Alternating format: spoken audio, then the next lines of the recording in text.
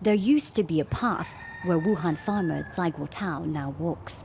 But last week's torrential rains changed that, flooding and polluting his crayfish and crab ponds. The coronavirus this year already impacted my business. When the outbreak was contained, I worked really hard to recover business. But just before the harvest time, this flood came. I've lost so much. Almost all of Zai's stock died. In just a few days, he lost more than a year's worth of income. He says 2020 has so far been a year of disasters. The coronavirus crisis forced his farm on the outskirts of Wuhan to close for much of the first half of the year.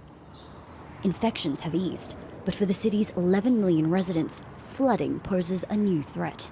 6 months after Wuhan was first put into lockdown because of the coronavirus outbreak, it's back on high alert, this time due to flooding.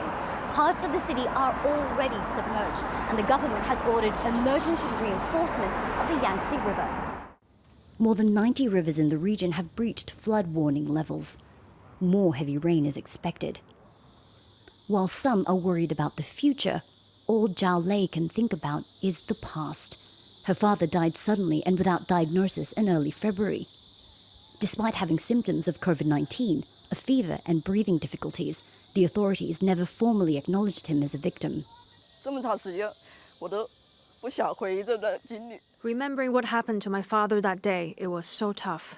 Taking him to the hospital, there was no car, no help. He was in the hospital waiting room. Then, a few minutes later, he stopped breathing. Then a doctor came and told my mom he passed away.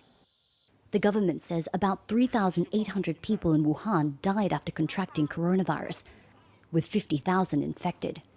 Beijing says it successfully contained the outbreak, but its source remains unknown.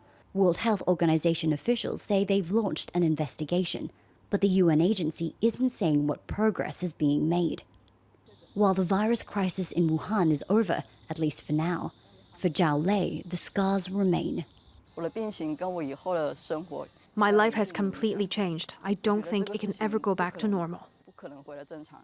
Zai Guotao is grateful his family survived the outbreak. He says he's now trying to shift his focus from counting his losses to making do with what's left. Katrina Yu, Al Jazeera, Wuhan.